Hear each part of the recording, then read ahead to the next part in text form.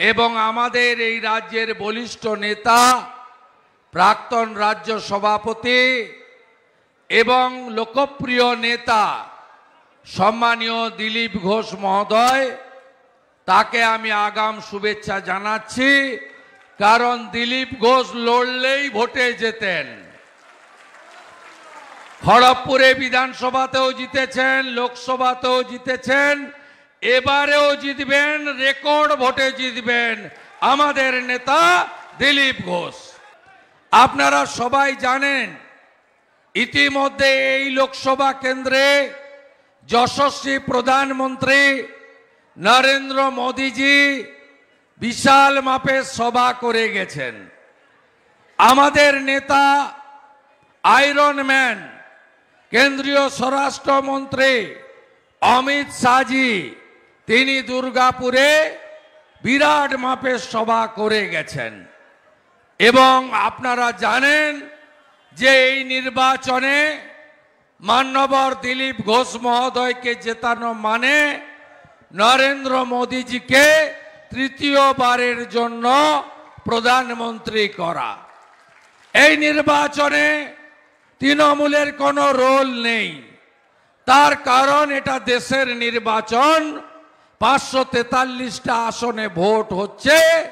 ইতিমধ্যে দুটো আসন বিজেপি বিনা প্রতিদ্বন্দ্বিতায় জিতেছে, গুজরাটের সুরাট আর মধ্যপ্রদেশের ইন্দোর।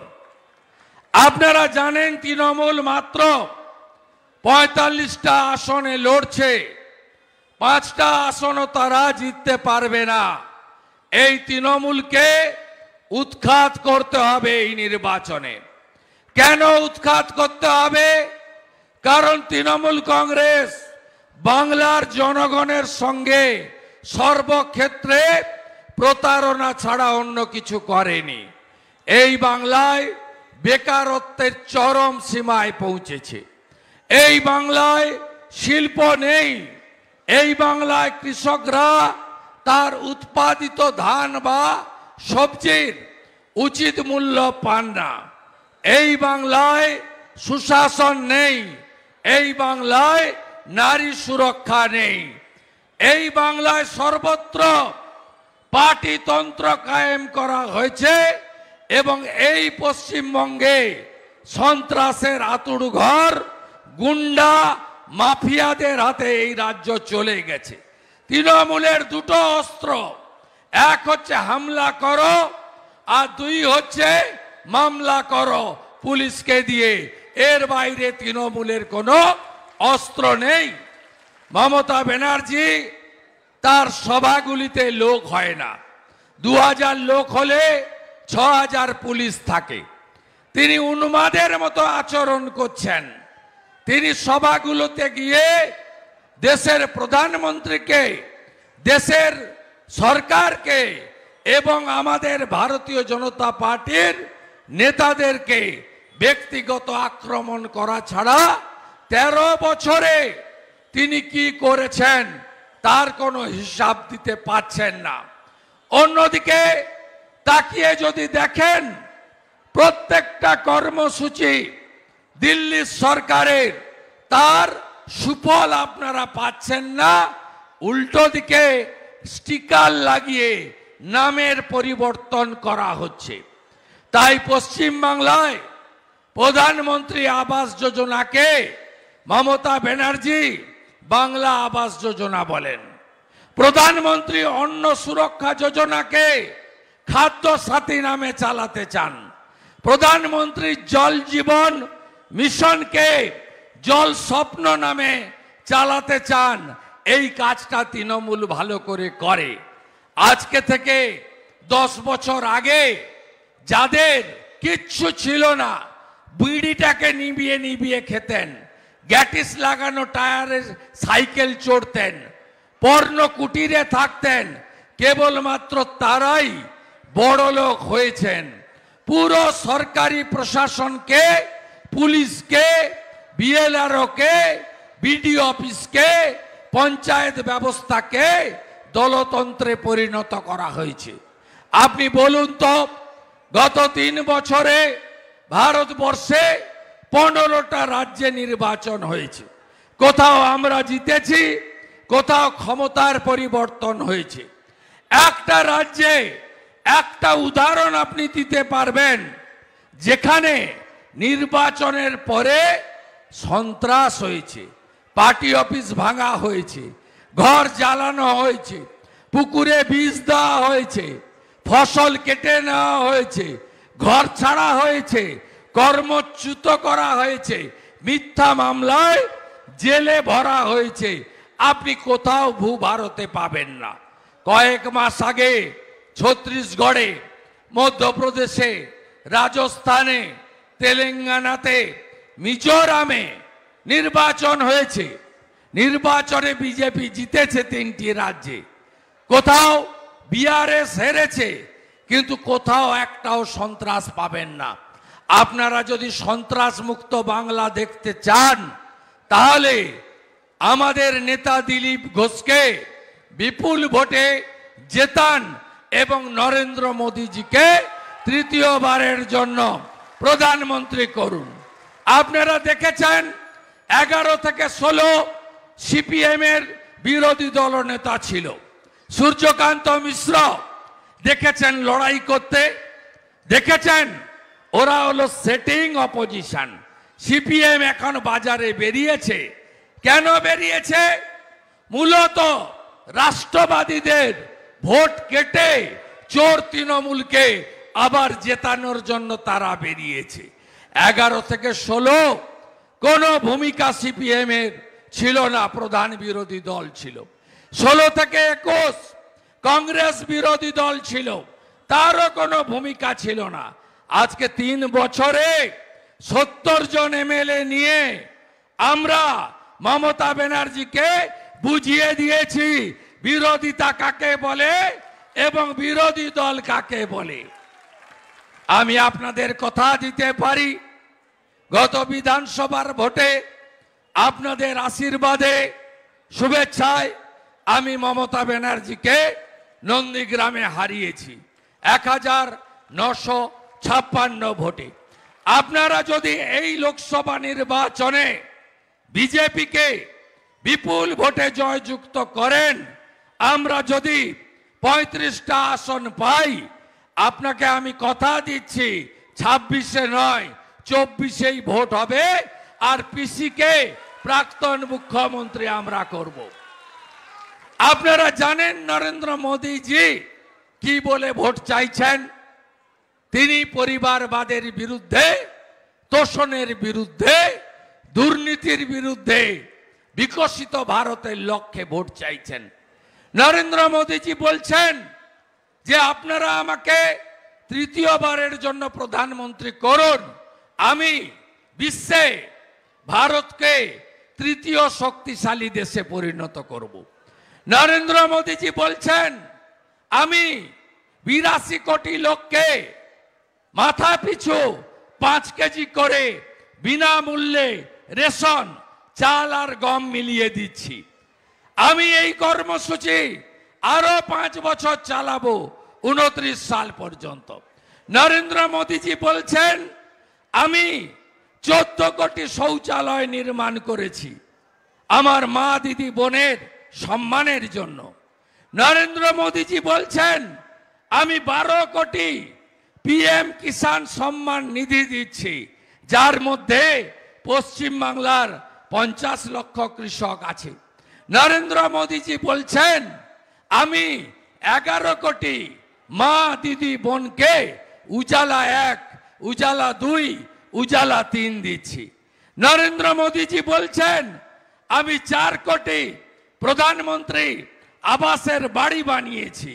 নরেন্দ্র মোদীজি বলছেন আমি 12 কোটি পরিবারকে আয়ুষ্মান ভারতের কার্ড দিয়েছি, 5 কোটি জনগণকে আমি বিনামূল্যে চিকিৎসা করিয়েছি আয়ুষ্মান ভারতে। নরেন্দ্র মোদীজি বলছেন আমি 370 ধারা কাশ্মীর থেকে বাতিল করে আমি ডক্টর শ্যামা প্রসাদ মুখার্জির স্বপ্ন পূরণ করেছি। নরেন্দ্র মোদীজি বলছেন আমি মুসলিম মহিলাদের উপর অত্যাচার বন্ধ করে ট্রিপল তালাক খতম করেছি। নরেন্দ্র মোদীজি বলছেন আমি 500 বছরের সনাতনের স্বপ্ন পূরণ করে শান্তিপূর্ণ উপায়ে রাম মন্দির উদ্বোধন করিয়েছি। নরেন্দ্র মোদীজি বলছেন আগামী 5 বছর আমি আরো 3 কোটি পাকা বাড়ি করতে চাই। আমি নলবাহিত জল দিয়েছি, আমি নলবাহিত রান্নার গ্যাস দিতে চাই। আমি 70 বছর হয়ে গেলে প্রত্যেক প্রবীণ নাগরিককে বিনামূল্যে চিকিৎসা করাতে চাই। নরেন্দ্র মোদীজি বলছেন আমি ভারতকে তৃতীয় অর্থনৈতিক শক্তিশালী দেশে পরিণত করতে চাই। তাই এই নির্বাচনে আমাদেরকে দিলীপ দাকে পুনর্বার সাংসদ, নরেন্দ্র মোদীজিকে তৃতীয়বারের জন্য প্রধানমন্ত্রী করার ভোট দিতে হবে। আমার রাষ্ট্রবাদী সংখ্যালঘু আমাদের বিজেপি কখনো ভেদাভেদের রাজনীতি করে না। মমতা ব্যানার্জি ভেদাভেদের রাজনীতি করেন। তিনি রামনবমী দিবসকে দাঙ্গা দিবস বলে বলেন। আমরা কখনো বিশ্বনবী দিবস মহরমের মিছিলকে কটাক্ষ করি না। এখানেই আমাদের সঙ্গে ওদের তফাৎ।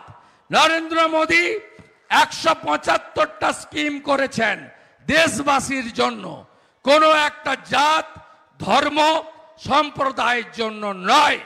নরেন্দ্র মোদীজি বিনামূল্যে করোনার সময় কোভিডের ভ্যাকসিন দিয়েছেন। 2টো করে তো পেয়েছি, বুস্টার ডোজও আমরা পেয়েছি। তার জন্য কাউকে টাকা দিতে হয়নি। সেই ইঞ্জেকশনের লাইনে হিন্দু মুসলমান ভাগ করেননি নরেন্দ্র মোদী।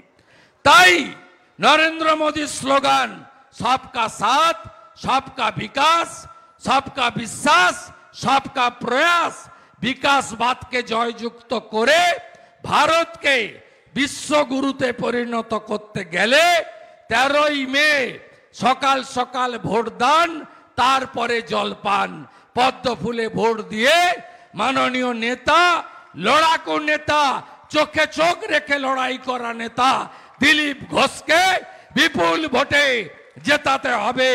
এই আবেদন আপনাদের সামনে আমি করতে চাই। আপনারা জানেন তৃণমূল কি বলছে? বলছে লক্ষ্মীর ভান্ডার কেড়ে নেব। ওটা ওর বাপের টাকা। আপনারা নিশ্চিন্ত থাকুন, আমরা কখনো বলি না 50 লক্ষ কৃষক পিএম কিষাণ সম্মান নিধি পান। 2 দিন আগে অ্যাকাউন্টে টাকা ঢুকেছে। আমরা বলি না যে পদ্মে ভোট না দিলে পিএম কিষাণ সম্মান নিধি বন্ধ করে দেব। এখানেই আমাদের সঙ্গে তৃণমূলের পার্থক্য। এই গুন্ডা তৃণমূলকে আমরা অনেকটাই জব্দ করেছি। আগের মতো আর আওয়াজ নেই, অনেক কমে গেছে আওয়াজ। বাকি আওয়াজও নরেন্দ্র মোদীজি তৃতীয়বার প্রধানমন্ত্রী হলে আমরা বন্ধ করব। আমি আপনাদের কথা দিতে পারি, বিজেপি সরকার পশ্চিমবঙ্গে আপনারা আনবেন। ডবল ইঞ্জিন সরকার হবে, সুশাসন আর সুরক্ষা। অন্নপূর্ণা ভান্ডার 3000 টাকা মাসে আমরাই দেব। প্রতি বছর চাকরি, মেধা অনুযায়ী চাকরি। আমরাই অন্নদাতা কৃষকদের বলি 2350 টাকার ধানে পান রেট পান না। সব ভুয়া অ্যাকাউন্ট খুলে অশোক হাজরাদের মতো এই দুর্নীতিগ্রস্ত রাইস মিলের মালিকরা, যারা মানু অধিকারীকে টাকা দেয়, তারা ভুয়া অ্যাকাউন্ট খুলে আপনাদের সব টাকা আত্মসাৎ করে। পাশে বীরভূম বড় বড় কথা বলতো ভোটের আগে, গুড় বাতাসা, উন্নয়ন দাঁড়িয়ে আছে, চড়াম চড়াম ঢাকের আওয়াজ। কেষ্ট এখন কোথায় বন্ধু? কেষ্ট কোথায় এখন? সকন্যা গড়াগড়ি খায় কিতিহারে। শাহজাহান কোথায় এখন? পিঠা খেতে পারবে? আর এখানকার যারা পিঠা খাচ্ছে মাঝরাতে, ওই খোকন দাস থেকে মাধু অধিকারী, এদের পিঠা খাওয়া বন্ধ করতে হবে। বন্ধ করতে গেলে পদ্ম ফুলে ভোট দিতে হবে। বন্ধু, ইলেকট্রিক বিলটা দেখেছেন নাকি? জানুয়ারির বিলটা আর এপ্রিলের বিলটা আমি গুঁতা দিয়েছি বলে সাংবাদিক সম্মেলন করে বলেছে না না আগের মতোই থাকবে। কি করেছিল জানেন? 389 ইউনিটে যে রেট ছিল, 118 ইউনিটে যে বেনিফিট পেতেন 389 করে দিয়ে 9 টাকা 22 পয়সা ইউনিট করে দিয়েছিল এই চোর মমতা।